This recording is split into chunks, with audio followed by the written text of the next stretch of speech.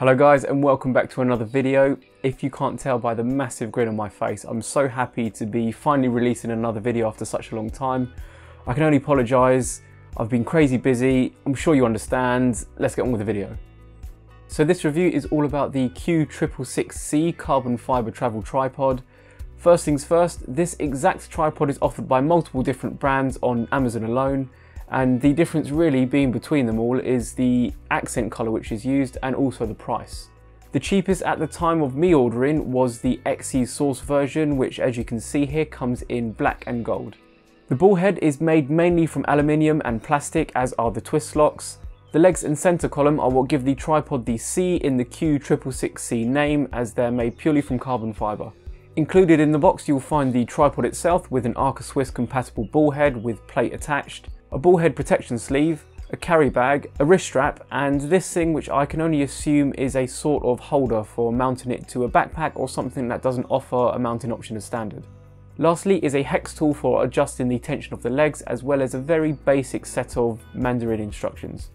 In its folded state it measures in at 350mm, and with the included ball head it comes in at just a little over 1.3 kilos. The height achievable ranges from 39 to 153 centimeters, the lowest setting being achieved with the legs set to their widest angle, which also can be used to improve the tripod stability at any height. The telescopic adjustments are made possible with the use of twist locks, which are both quick and easy to use, and even the smallest twist lock is big enough to get a good grip on whilst wearing gloves. Two of the legs also have a foam cover for comfort when carrying. There's a hook at the bottom which can be used to weigh down the tripod in especially windy conditions. This hook can also be unscrewed, and the central stalk can be flipped upside down for those macro loving shooters amongst you.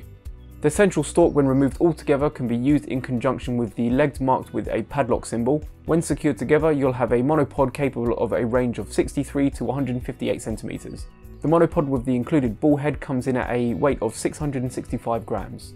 Moving on to the ball head itself, as mentioned before, it's Arca Swiss compatible to a maximum width of 44mm, which is the width of the included plate. There's a built-in horizontal and vertical bubble level, which is a nice touch, and it weighs in total 337 grams. The max weight the legs can hold is an impressive 15 kilos, although I personally wouldn't dare load the ball head with that much weight. I've happily gone up to about maybe 1.7 kilos worth of equipment attached, and the ball head just seems to hold it just fine.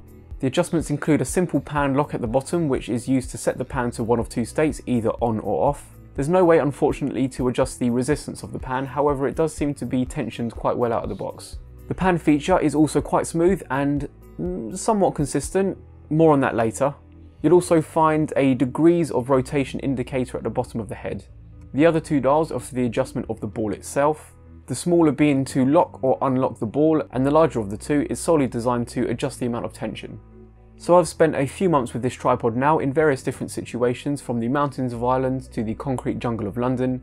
I've tried and tested it from small city walks carrying it by hand to scrambling up mountain faces with it secured to my backpack. And my only real complaints are that the ball head is a little weighty, however it can be swapped out for any ball head except in a standard 1/4 inch thread, and even though the twist lock mechanism is a very handy and quick feature, I cannot press enough the importance of being careful when using the tripod on or around sand. I found myself after a trip to a sandy beach completely dismantling the tripod altogether just to brush out the small grains of sand, which worked its way into the lock, causing a nasty grinding noise anytime it was in use. In saying that, this isn't a critique of just this tripod, it's any tripod which includes the method of securing the legs using the twist lock mechanism.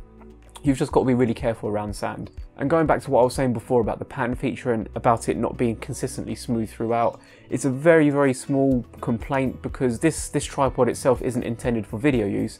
However, it is nice to try and get some pans every once in a while without having to change your tripod or the ball head.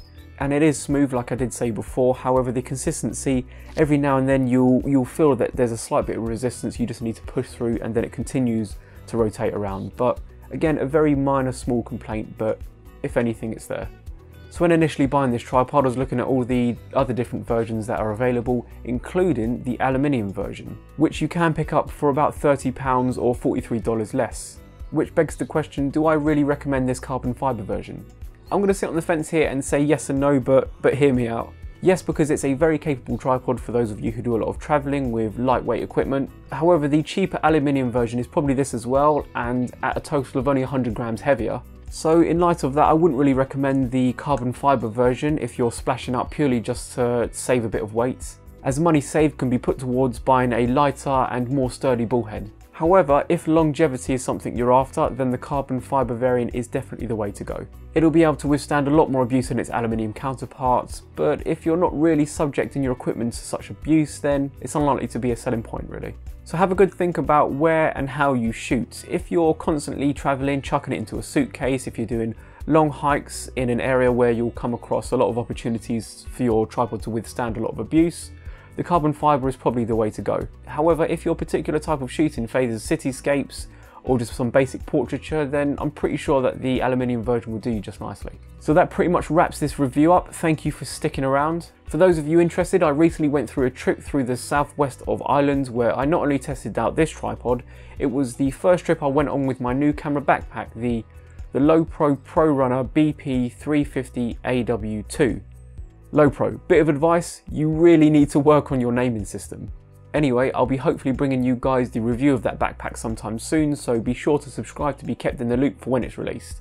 Lastly, the southwest of Ireland is a stunning place, and you'll be able to check out the pictures I managed to get there on my Facebook, Flickr and Instagram account, details of which will all be in the video description below, along with the purchasing links to the tripod in this review. So that's it from me. Again, thank you guys for sticking around, take it easy, and I'll see you in the next one.